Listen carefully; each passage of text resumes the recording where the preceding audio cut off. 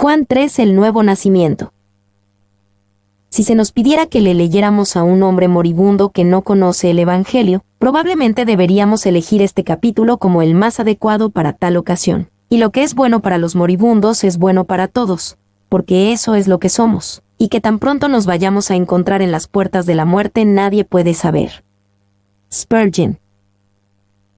A Nicodemo y el nuevo nacimiento. 1:1-3. Nicodemo se acerca a Jesús de noche. Había un hombre de los fariseos que se llamaba Nicodemo, un principal entre los judíos. Este vino a Jesús de noche, y le dijo: Rabí, sabemos que has venido de Dios como maestro, porque nadie puede hacer estas señales que tú haces, si no está Dios con él. Respondió Jesús y le dijo: de cierto te digo, que el que no naciere de nuevo, no puede ver el reino de Dios.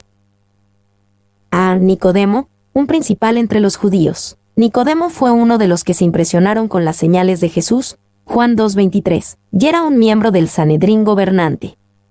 Era religioso, de los fariseos, educado, Nicodamos un nombre griego, influyente, un principal, y lo suficientemente serio como para venir de noche.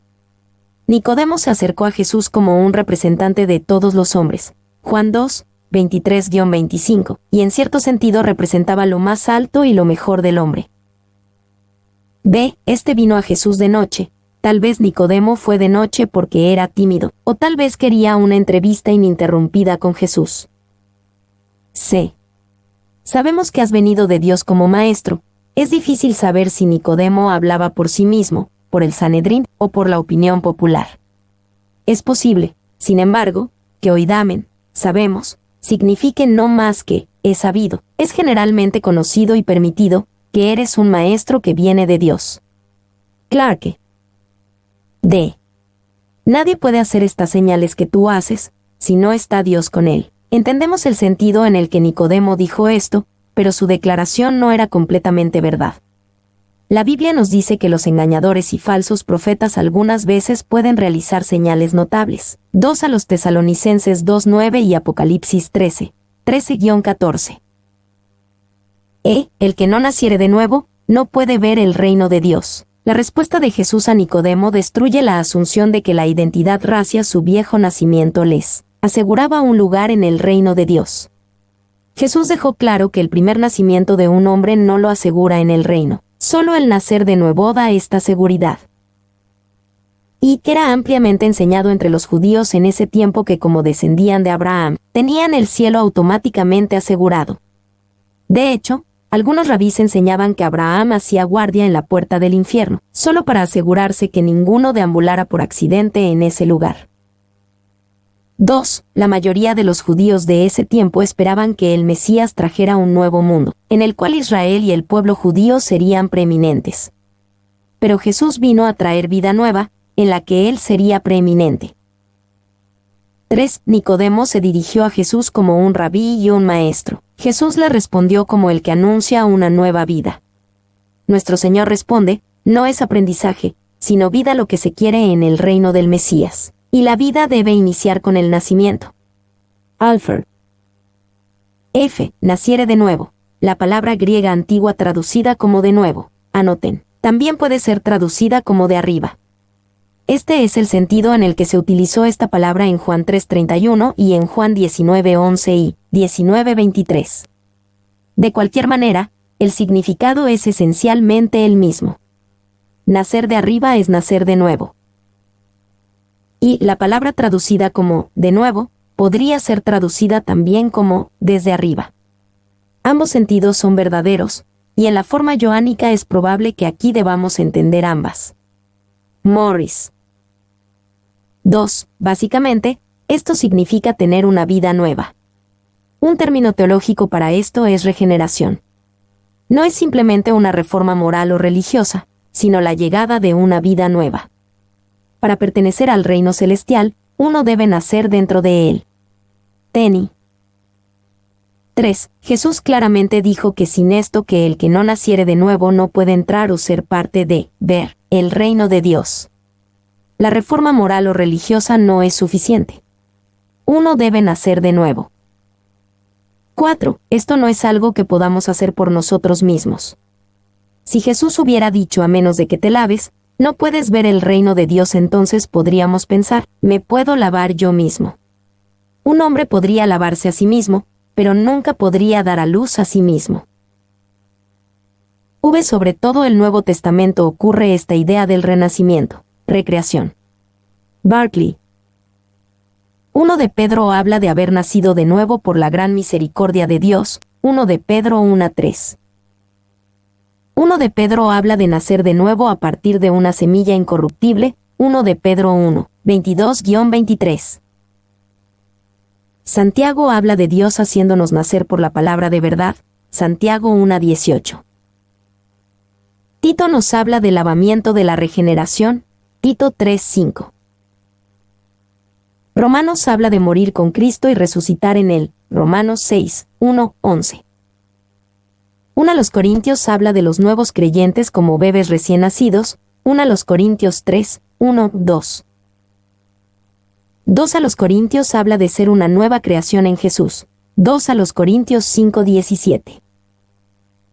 Gálatas dice que en Jesús somos una nueva creación, Gálatas 6:15. Efesios dice que el nuevo hombre es creado según Dios en la justicia, Efesios 4:22-24. Hebreos dice que al inicio de nuestra vida cristiana somos como niños, Hebreos 5:12-14. 2:4, Nicodemo responde, ¿cómo puede ser esto? Nicodemo le dijo, ¿cómo puede un hombre nacer siendo viejo? ¿Puede acaso entrar por segunda vez en el vientre de su madre y nacer? ¿Cómo puede un hombre nacer siendo viejo? La respuesta de Nicodemo puede no haber sido por ignorancia, sino por pensar que Jesús se refería a la reformación moral. Su pregunta podría ser ¿cómo puedes enseñar a un perro viejo nuevos trucos? De una u otra manera, es claro que Nicodemo no le entendió a Jesús ni a la verdad sobre el nuevo nacimiento. Y, si nuestro Señor hubiera dicho, todos los gentiles deben nacer de nuevo, hubiera entendido. ¿Cómo puede un hombre nacer siendo viejo? En su descripción de un nuevo nacimiento, Jesús recordó un tema familiar de las promesas del Antiguo Testamento de un nuevo pacto, Deuteronomio 30:1-6, Jeremías 23:1-8, Jeremías 31:34, Jeremías 37-41, Ezequiel 11:16-20, Ezequiel 36:16-28, Ezequiel 37:11-14, 37, 21-28. Estos pasajes hicieron esencialmente 3 promesas en el nuevo pacto. La reunión de Israel. La purificación y transformación espiritual del pueblo de Dios. El reinado del Mesías sobre Israel y todo el mundo. Y, en el tiempo de Jesús, la enseñanza común entre el pueblo judío era que los primeros 2 aspectos del nuevo pacto habían sido cumplidos. Ellos veían a Israel reunido por lo menos en parte después del exilio en Babilonia. Veían fuertes movimientos espirituales como los fariseos, los cuales creían que cumplían la promesa de transformación espiritual. Lo único que estaban esperando era el reinado del Mesías. 2. Es por eso que la afirmación de Jesús sobre el nuevo nacimiento era tan extraña para Nicodemo.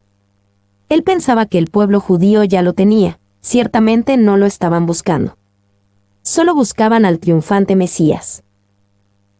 3, 5-8, Jesús explica el nuevo nacimiento. Respondió Jesús, de cierto te digo, que el que no naciere de agua y del Espíritu, no puede entrar en el reino de Dios. Lo que es nacido de la carne, carne es, y lo que es nacido del Espíritu, Espíritu es. No te maravilles de que te dije, os es necesario nacer de nuevo. El viento sopla de donde quiere, y oye su sonido, mas ni sabes de dónde viene, ni a dónde va. Así es todo aquel que es nacido del Espíritu. De cierto te digo, os es necesario nacer de nuevo. Jesús fue enfático al decir que el hombre no necesita reformación, sino una conversión radical por el Espíritu de Dios. Debemos nacer de agua y del Espíritu. Y, en el versículo 3 Jesús había hablado sobre ver el reino de Dios, mientras que aquí habla de entrar en él. Probablemente no hay gran diferencia en el significado. Morris. 2. De cierto te digo. Las palabras agregan solemnidad y hacen énfasis en la verdad que viene a continuación. Las expresiones modernas, te lo digo en verdad, créeme cuando te digo, te aseguro, expresan el significado. Tasker. 3. El que no naciere de agua y del Espíritu, no puede entrar en el reino de Dios. Si una nación pasaba una ley que dijera que nadie podía vivir ahí excepto los que nacieron en esa nación, y alguien quisiera vivir ahí a pesar de no haber nacido ahí, no importaría si tomó un nombre que fuera común en esa nación. No importaría si hablara el lenguaje. No importaría si respetara algunas de las costumbres. No importaría si se vistiera como los de esa nación. No importaría si practicara algunas de las tradiciones religiosas de esa nación. No importaría que sus padres hubieran nacido en esa nación. No importaría si sus hijos hubieran nacido ahí. No importaría que tuviera muchos amigos en esa nación. Lo único que importaría es si realmente hubiera nacido ahí. 4. Un hombre puede desechar muchos vicios, abandonar muchos de los deseos a los que se entregaba, y conquistar malos hábitos, pero ningún hombre en el mundo puede hacerse nacer de Dios. Aunque batallara tanto, nunca podría lograr lo que está más allá de su poder. Y, note usted, que incluso si pudiera hacerse nacer de nuevo, aún así no entraría al cielo, porque hay otro punto en la condición que habría violado, a menos de que un hombre sea nacido del Espíritu, no puede ver el reino de Dios. Spurgeon. B. El que no naciere de agua, sabemos por Juan 3:10 que lo que sea que significara nacer de agua, debió haber sido familiar para Nicodemo del Antiguo Testamento. Y, algunos han pensado que nacer de agua significa ser bautizado. El agua aquí podría representar al bautismo, pero no hay ningún fundamento real del Antiguo Testamento para esto. 2. Algunos han pensado que nacer de agua se refiere al nacimiento físico, ya que venimos de un saco de agua. Este enfoque es más atractivo, pero no se limita a afirmar lo obvio. Sin embargo, sí hace un buen paralelo con la idea de lo que es nacido de la carne en Juan 3:6. 3. Algunos han pensado que nacer de agua significa nacer de nuevo por la palabra de Dios. En otros pasajes de la Escritura, el agua representa a la palabra, como somos purificados en el lavamiento del agua por la palabra. Efesios 5:26. 4. Algunos han pensado que nacer de agua significa ser regenerado por el Espíritu Santo. El agua viva de Juan 7, 38-39. V. Algunos han pensado que nacer de agua significa recibir el agua de la purificación profetizada en Ezequiel 36, 25-28 como parte del nuevo pacto. Este enfoque es el que tiene más peso, aunque es una decisión difícil, debido a sus firmes conexiones con la profecía del Antiguo Testamento, la cual Jesús dice que Nicodemo debía conocer para entender estas cosas. C. Lo que es nacido de la carne, carne es. Sin el nuevo nacimiento del Espíritu, la carne contamina todas las obras de justicia. Sin embargo, todo lo que el hombre guiado por el Espíritu hace puede ser agradable a Dios.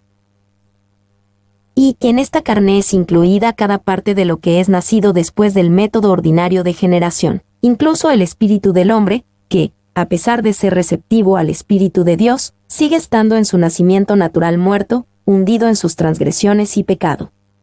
Alfred. D. No te maravilles de que te dije, os es necesario nacer de nuevo. Una vez más, Nicodemo se maravilló con esta declaración, porque él, como la mayoría de los judíos de su tiempo, creía que ellos ya tenían la transformación interna, prometida en el nuevo pacto. Jesús quiere que se dé cuenta del hecho de que no la tiene, y que debe nacer de nuevo. Y no debemos olvidar a quién dijo esto Jesús. Nicodemo era un líder religioso, un fariseo, un hombre educado y un hombre serio. En apariencia externa, él ya había sido transformado en Dios, sin embargo no lo era. 2. Estas solemnes palabras excluyen por siempre la posibilidad de salvación por mérito humano. La naturaleza del humano está tan agarrada por el pecado que si éste quiere ser asociado con el reino de Dios, es necesaria actividad del Espíritu Santo mismo. Morris. El viento sopla de donde quiere. La idea de Jesús para Nicodemo era: tú no comprendes todo acerca del viento, pero ves los efectos. Así es justamente con el nacimiento del Espíritu. Jesús quería que Nicodemo supiera que no tenía que entender todo sobre el nacimiento antes de que lo experimentara. Y, como no podemos controlar al Espíritu, debería guiarnos a ser muy tiernos y celosos en nuestra conducta hacia el Espíritu Santo, para que no lo contristemos y provoquemos que se aleje de nosotros. 4, 9-13. Jesús responde a la pregunta ¿cómo puede hacerse esto? Respondió Nicodemo y le dijo, ¿cómo puede hacerse esto? Respondió Jesús y le dijo, ¿eres tu maestro de Israel y no sabes esto? De cierto te digo, que lo que sabemos hablamos, y lo que hemos visto, testificamos, y no recibís nuestro testimonio. Si os he dicho cosas terrenales, y no creéis, ¿cómo creeréis si os dijere las celestiales? Nadie subió al cielo, sino el que descendió del cielo, el Hijo del Hombre, que está en el cielo. ¿Cómo puede hacerse esto? Nicodemo estaba confundido. Estaba tan establecido en su pensamiento de que el nuevo nacimiento ya le había sucedido a él y a todos los fieles de Israel, que se le dificultaba mucho pensar diferente. Jesús tuvo que seguir explicando. Ve, ¿eres tu maestro de Israel y no sabes esto? Jesús reprendió a Nicodemo por no estar consciente de la necesidad y de la promesa de un nuevo nacimiento. Estas fueron claramente expuestas en el Antiguo Testamento. Nicodemo conocía estos pasajes bien, pero creía que habían sido cumplidos en lo que se refería al nuevo nacimiento. Debió haberlo sabido. Y, ¿eres tu maestro de Israel? No se define la posición exacta de Nicodemo en los círculos teológicos de Israel, pero el lenguaje sugiere que era una persona muy importante. Jesús insinúa que como maestro sobresaliente de la nación, Nicodemo debió haber estado familiarizado con la enseñanza del nuevo nacimiento. Si os he dicho cosas terrenales, y no creéis, ¿cómo creeréis si os dijere las celestiales? Una simple mirada a las cosas terrenales como las ilustraciones que Jesús utilizó, e incluso un vistazo a su propia vida debería haber hecho el punto claro para Nicodemo. Si no podía ver que necesitaba esta transformación espiritual, ¿qué más podía decirle Jesús? Nadie subió al cielo, sino el que descendió del cielo. Jesús deja claro que puede hablar con autoridad sobre las cosas del cielo, aunque nadie más pueda. Morris. Y, en resumen, aquí tenemos la base, en las propias palabras de Cristo, de la afirmación en el prólogo de que el Verbo era en el principio con Dios, y se volvió carne para ser luz de los hombres. That's 2. Nadie subió al cielo. Esta parece una expresión metafórica para ningún hombre ha conocido los misterios de Dios, como en Deuteronomio 30 horas y 12 minutos, Salmos 73 horas y 17 minutos, Proverbios 30:4, Romanos 11:34. Y la expresión se fundamenta en esta máxima generalmente aceptada, que para conocer perfectamente las cuestiones de un lugar, es necesario que la persona esté ahí. Clarke. 5. 14-15, Jesús y la serpiente de bronce. Y como Moisés levantó la serpiente en el desierto, así es necesario que el Hijo del Hombre sea levantado, para que todo aquel que en él cree, no se pierda, mas tenga vida eterna. Y como Moisés levantó la serpiente en el desierto, Jesús hizo una notable declaración, explicando que la serpiente de Números 21, 4-9 era una imagen del Mesías y su obra. Y las serpientes son con frecuencia utilizadas como representaciones del mal en la Biblia, Génesis 3:1-5 y Apocalipsis 12:9. Sin embargo, la serpiente de Moisés en Números 21 fue hecha de bronce, y el bronce es un metal asociado con el juicio en la Biblia, porque el bronce es con fuego, una imagen del juicio. 2. Así que, una serpiente de bronce sí habla del pecado, pero del pecado juzgado. De la misma manera Jesús, que no conocía pecado, se volvió pecado por nosotros en la cruz, y nuestro pecado fue juzgado en él. Una serpiente de bronce es una imagen del pecado juzgado y resuelto.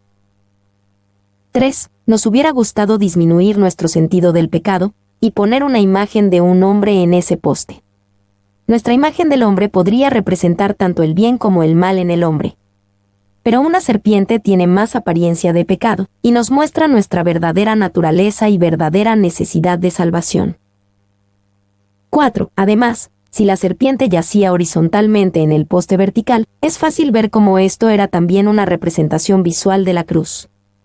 Sin embargo, muchas tradiciones muestran la serpiente enrollada alrededor del poste, y esta es la fuente de la antigua figura de sanidad y medicina, una serpiente enrollada en un poste. V. En el relato de Números 21, 4-9, el pueblo fue salvado no por hacer algo, sino por simplemente mirar a la serpiente de bronce. Tenían que confiar en que algo tan aparentemente tonto como mirar a tal cosa sería suficiente para salvarlos, y seguramente, algunos murieron porque consideraron demasiado tonto hacer algo así. Di, como dice en Isaías 45 horas y 22 minutos, mirad a mí y sed salvos, todos los términos de la tierra, porque yo soy Dios, y no hay más. Podríamos estar dispuestos a hacer cientos de cosas para ganar nuestra salvación, pero Dios nos ordena que confiemos solo en el que lo veamos solo a Él. B. Así es necesario que el Hijo del Hombre sea levantado. Aunque Jesús llevó nuestros pecados, nunca se volvió un pecador. Incluso volverse pecado por nosotros fue un acto de amor, santo y justo. Jesús siguió siendo el santo durante toda la difícil prueba de la cruz. Y Nicodemo no había podido entender la enseñanza acerca del nuevo nacimiento cuando le fue presentado en términos tomados de la profecía de Ezequiel. Ahora se le presenta por medio de una lección objetiva, de una historia con la que había estado familiarizado desde la infancia. Bros. 2. Se ha levantado. Él debía morir porque él salvaría, y él salvaría porque él amaba. McLaren. Se levantado. Este es un término usado para describir tanto la crucifixión de Jesús, Juan 12:32, como su ascensión, Hechos 2:33. Ambos significados en una perspectiva, su sufrimiento y exaltación. Jesús fue levantado de ambas formas. Y el Hijo del Hombre debe ser levantado. Sí, pero no en un trono en el palacio de Herodes. Él iba a ser visible, pero como la serpiente había sido visible, colgando de un poste para sanidad de las personas.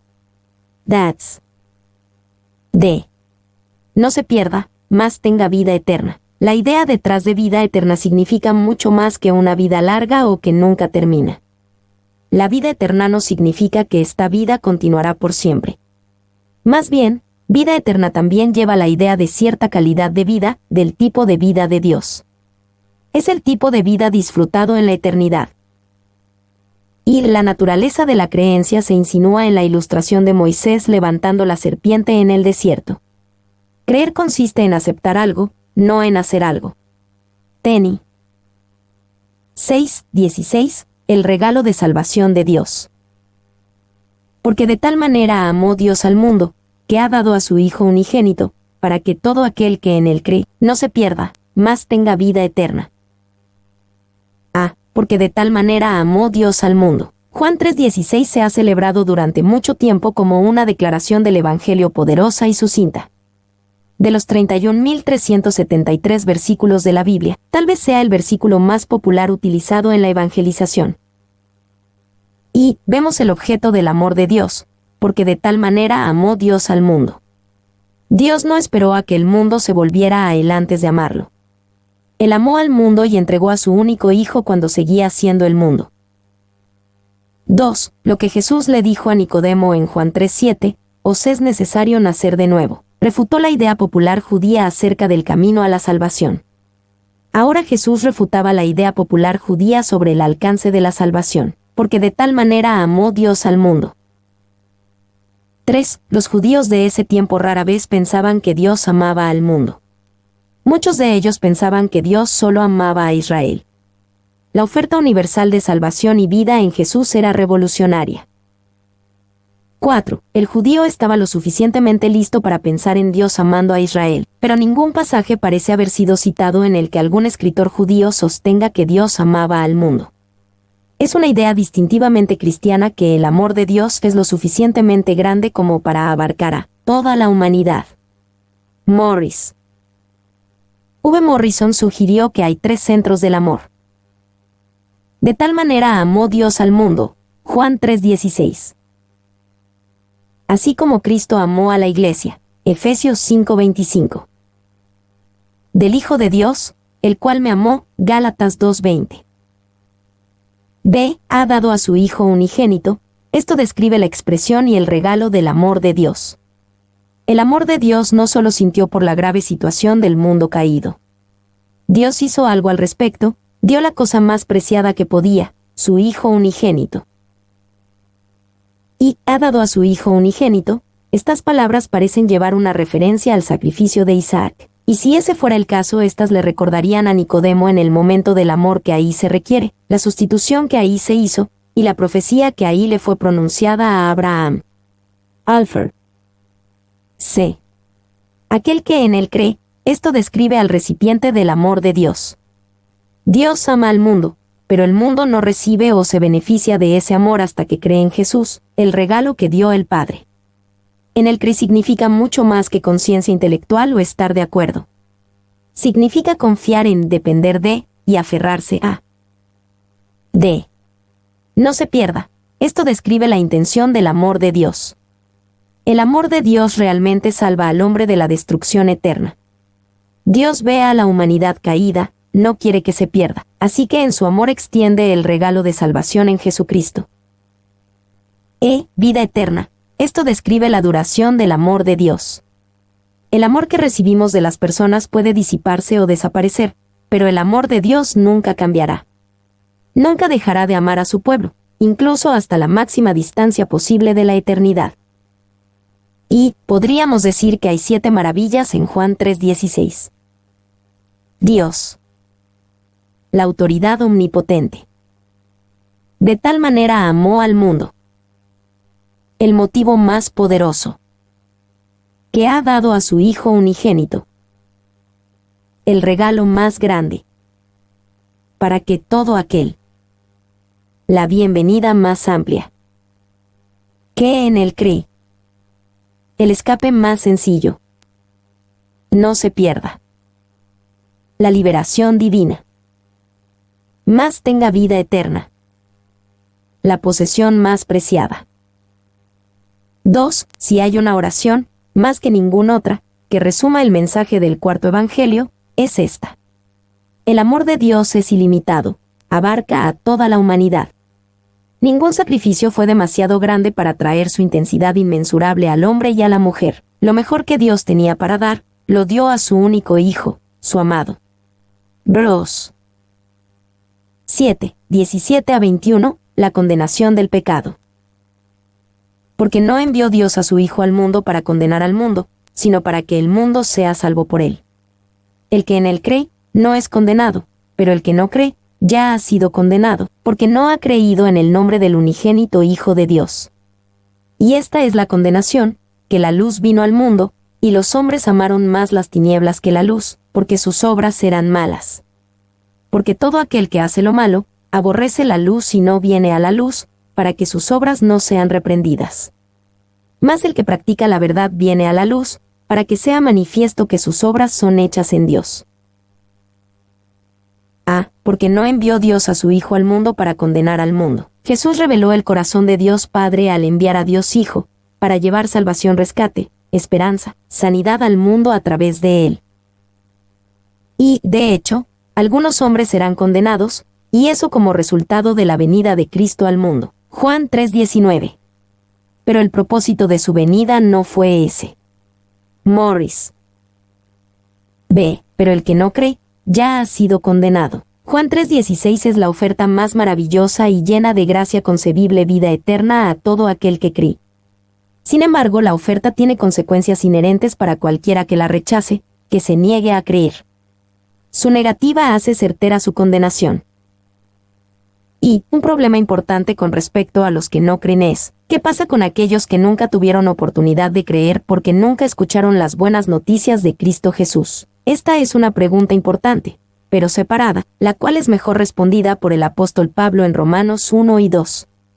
Aquí, el enfoque parece estar en aquellos que deliberadamente rechazan el mensaje, como aquellos que escucharon y se encontraron con Jesús en el primer siglo y tuvieron la oportunidad de hacerlo. 2. Aquí no se hace mención explícita de aquellos que no tuvieron oportunidad de creer en Cristo, aquellos sobre los cuales nunca brilló la luz en su plenitud. Pero las palabras de Juan probablemente desarrollan el principio de su juicio también. Así como el Verbo eterno vino a los hombres y mujeres antes de encarnar en Cristo, así también la luz de Dios. Si los hombres y las mujeres son juzgados por su respuesta a la luz, son juzgados por su respuesta a tal luz conforme está disponible para ellos. Bros. C. Y esta es la condenación. Jesús vino para traer salvación, pero los que rechazan la salvación se condenan a sí mismos. Nunca debemos dejar el motivo de condenación de alguien en la puerta de Dios. La responsabilidad es solo de ellos mismos. Y el cielo es demasiado caliente para contener a las personas no regeneradas. Ningún perro sucio ha pisoteado alguna vez ese pavimento de oro, es una herencia sin mancha. D. Los hombres amaron más las tinieblas que la luz, porque sus obras eran malas. Jesús explicó lo que mantiene alejadas a las personas de la fe y el rescate en Él. Es porque son atraídos a la oscuridad, y la aman más que a la luz. Hay una dimensión moral crítica para la incredulidad que a menudo se rechaza o se ignora. Y los que rechazan a Jesús conscientemente, a menudo se ven a sí mismos como personajes heroicos que valientemente dejaron de lado la superstición y tratan, con honestidad, con problemas filosóficos profundos. Con mayor frecuencia en realidad hay una transigencia moral como raíz de su rechazo. 2. Muchos oponentes del cristianismo tienen un interés personal en pelear contra la verdad de Jesús, porque aman su pecado y no quieren aceptarlo, o enfrentar a Dios quien juzgará su pecado. 3. Cuando pensamos en el amor al pecado que manda a la gente al infierno, a menudo pensamos en pecados notorios. Pero la simple exigencia de ser el Señor de mi propia vida es suficiente pecado para merecer la condenación de Dios. Todo aquel que hace lo malo, aborrece la luz. Algunos expresan su odio a la verdad activamente peleando contra ella, y otros expresan su odio ignorando la verdad de Dios diciéndole a Jesús: tú no vales mi tiempo. En contraste, el que practica la verdad viene a la luz. Y el que practica la verdad, practicar la verdad es en todo caso vivir a la altura de lo que uno sabe, vivir una vida honesta, de conciencia. 2. Ellos eligieron andar en la oscuridad, para poder hacer obras de oscuridad. Ellos rompieron la ley divina, rechazaron la misericordia que les fue ofrecida, son arrestados por la justicia divina, condenados y castigados. Entonces, ¿de dónde procede su condenación? De ellos mismos. Clarke. D. El testimonio final de Juan el Bautista sobre Jesús. 1. 22 a 24. Jesús bautiza en Judea mientras Juan continúa su labor de bautizar. Después de esto, vino Jesús con sus discípulos a la tierra de Judea, y estuvo allí con ellos, y bautizaba. Juan bautizaba también en Enón, junto a Salim, porque había allí muchas aguas, y venían y eran bautizados. Porque Juan no había sido aún encarcelado.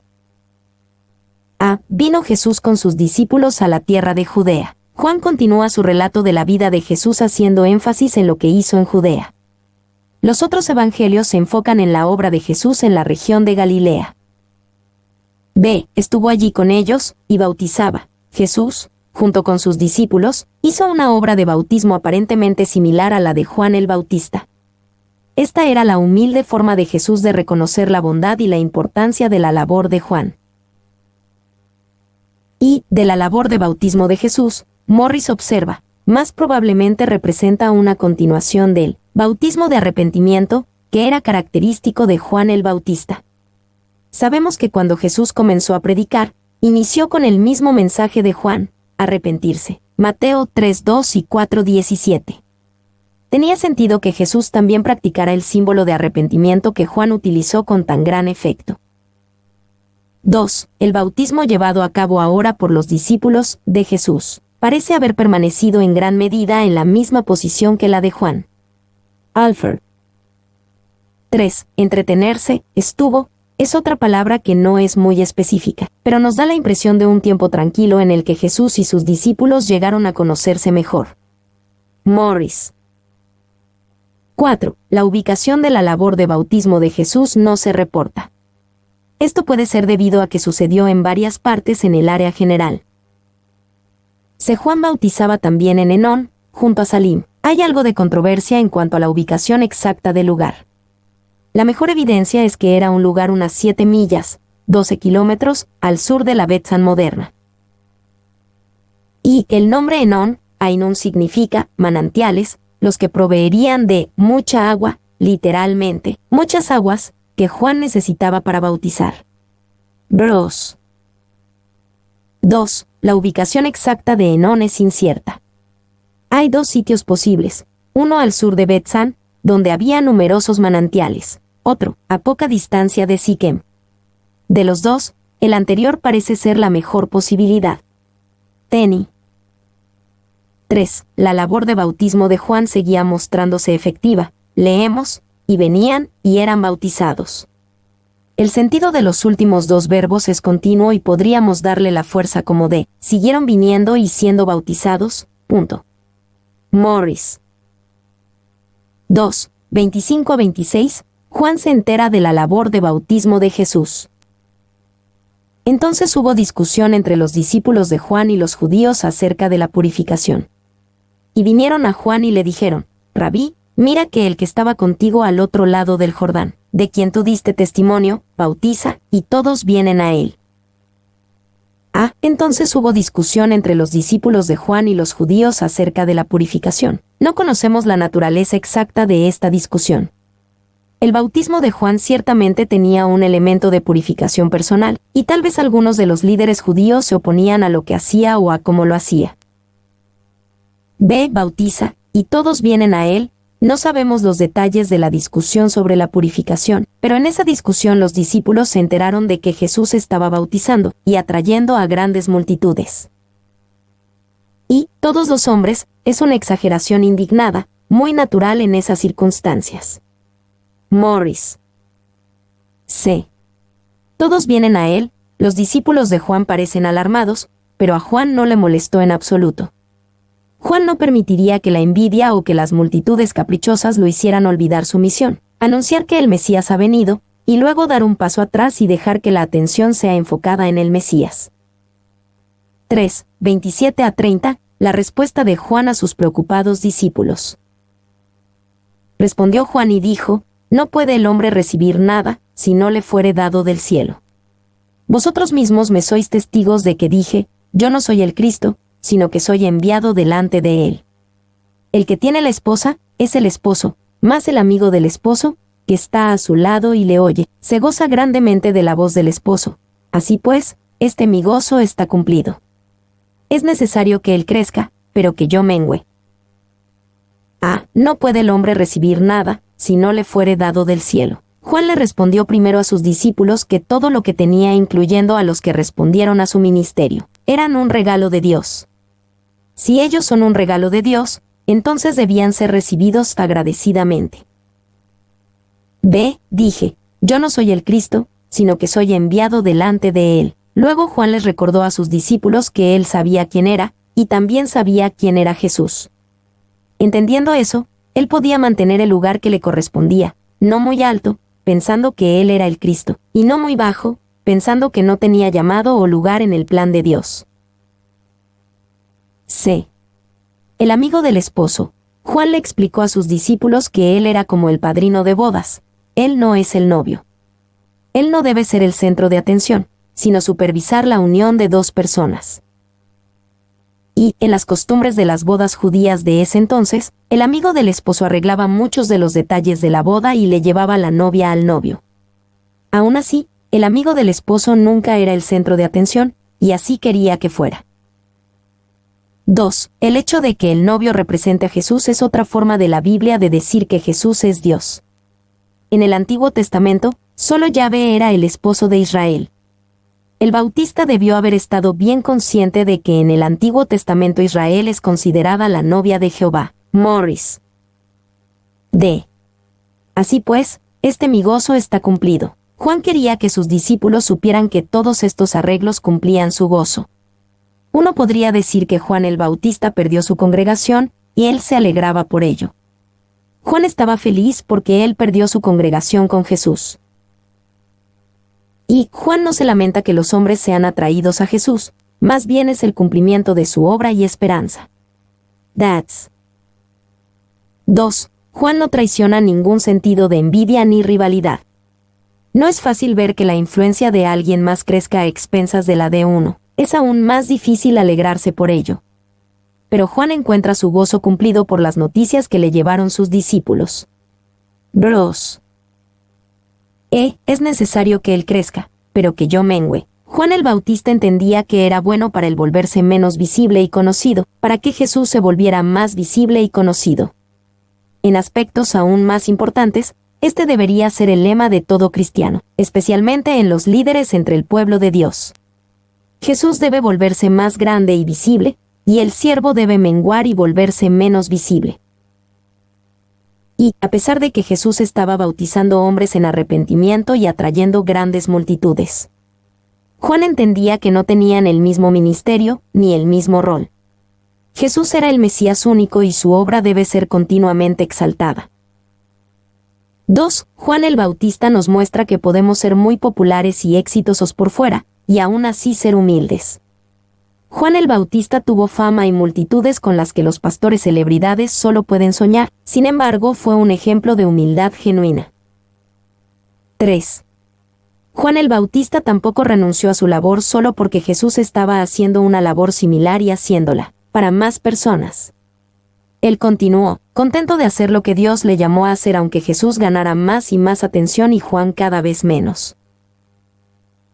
Aquí los ministros pueden aprender a no querer hacer sus deberes, aunque Dios puede levantar a otros a su alrededor de mayores partes y mayor éxito para opacarlos. Trap.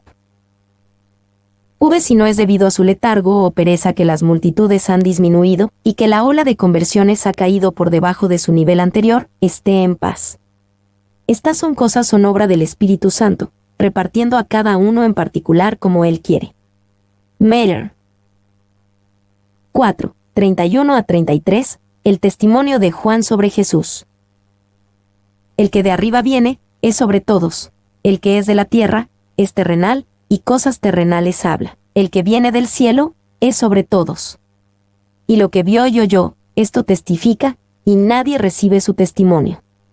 El que recibe su testimonio, este atestigua que Dios es veraz. El que de arriba viene, Juan quería que todos supieran de dónde venía Jesús. Jesús era diferente de todos los demás porque vino del cielo. Él no era excepcionalmente espiritual ni sabio ni un buen hombre, él era y es Dios, de arriba. Y hay algo de debate sobre si Juan 3:31 continúa las palabras de Juan el Bautista o si inicia una sección donde Juan el Evangelista comenta sobre temas sugeridos por las palabras anteriores de Juan el Bautista. El que de arriba viene, es sobre todos. Jesús no solamente es diferente de todos los demás, Jesús también es más grande que todos los demás. Y, si queremos información sobre una familia, solo la obtendremos de primera mano de un miembro de la familia. Si queremos información sobre un pueblo, solo la obtendremos de primera mano de alguien que venga de ese pueblo. Así que, si queremos información sobre Dios, solo la obtendremos del Hijo de Dios. Y si queremos información sobre el cielo y la vida en el cielo, solo la obtendremos de aquel que viene del cielo. Barclay. 2. Lo que vio y oyó, viendo y escuchando son equivalentes a tener conocimiento directo. That's. C. Nadie recibe su testimonio. Juan proféticamente anticipó el rechazo que Jesús soportaría en su ministerio. Él vino del cielo, testificó la verdad, pero relativamente nadie recibió su testimonio, a pesar de que testigos atestiguaron que era la verdad de Dios. Y él quiso decir que comparativamente nadie lo recibió. Comparado con las multitudes que se acercaron a él, comparado con la nación de Israel, comparado con la raza humana, los que recibieron a Cristo eran tan pocos que su tristeza lo hizo llamarlos nadie. Spurgeon. 2. Aceptar su enseñanza es por lo tanto testificar que Dios es verdadero. Por otro lado, rechazarla es en efecto llamar a Dios mentiroso. Juan 3:33, cf1 de Juan 1:10, 5:10. Tasker.